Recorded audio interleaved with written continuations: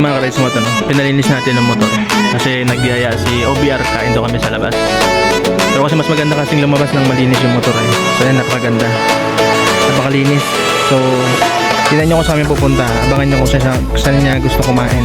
So balikin po namin kayo mga ka-rides mo ito. Ka-rides mo ito.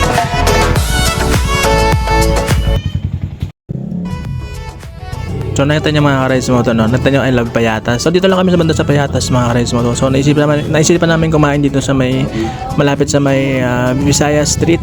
Sa pababa kami ng Urban. So abangan niyo kung ano yung kakainan namin dun. So tara, samahan niyo kayo mga ka-rides mo ito.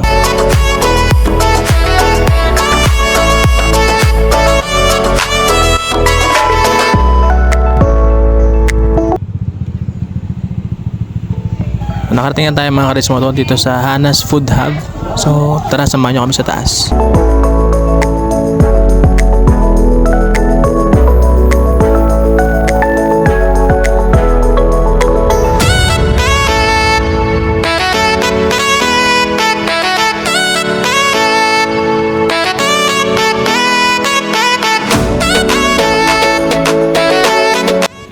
So, sa mga nakakaalam ng lugar na to at mga nakakain na sa lugar na to, just comment down below.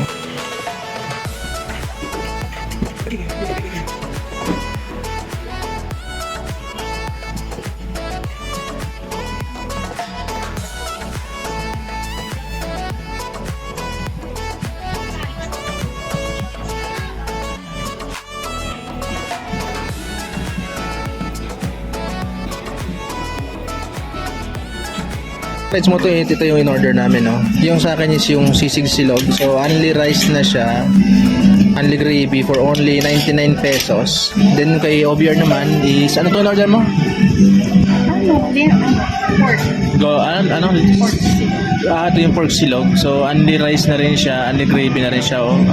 Price start with 99 pesos. Kung regular naman siya, mga ka-rides mo to, is ano lang siya, 75 pesos. So, pinanta nyo, visit lang dito sa may Urban Phase 2, makita nyo sa may Hanas Food Hub. So, mga ka-rides mo to, no? Dito kami kumain sa Hanas Food Hub.